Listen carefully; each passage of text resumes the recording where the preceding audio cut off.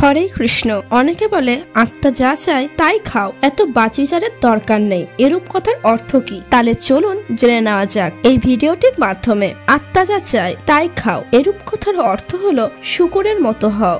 শুকর খাদ্য অখাদ্য বাছবিচার না করেই ফলমূল, পচা কাদা, মলমূত্রের দুনিয়ায় নোংরা সবকিছুই খেয়ে চলে। একটা পাগল বিষ খেতে চায় বলে তাকে বিষ খেতে অনুমোদন করা কি ঠিক? বাচ্চারা ওষুধ খেতে চায় না, তাই বলে ওষুধ খাওয়া বাদ দিতে হবে? ম্যালেরিয়া রোগী আমসি তেঁতুল খেতে চায়, সেই ক্ষেত্রে কি বলা যাবে যে হ্যাঁ যা চাও তাই খাও? শ্রীমদ্ ভাগবতের বর্ণনায় রয়েছে যে রাক্ষস পিশাচ শ্রেণীর প্রাণীরা মাছ মাংস খেতে অভ্যস্ত।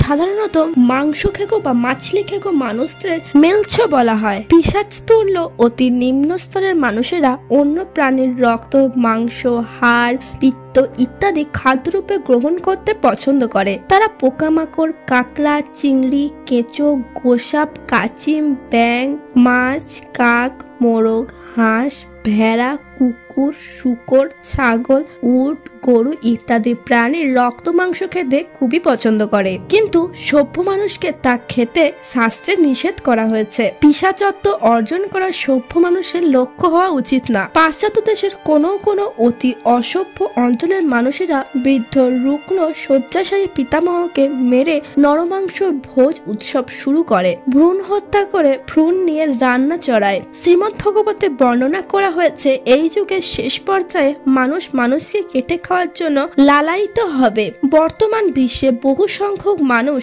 আর এক ধরনের অতি জঘন্য জিনিস খেতে অত্যন্ত অসভ্য হয়ে পড়েছে। তা হলো দূষিত ধোঁয়া, কদর্য পানীয় এবং উগ্র উত্তেজনায়ক নানা ধরনের অখাদ্য।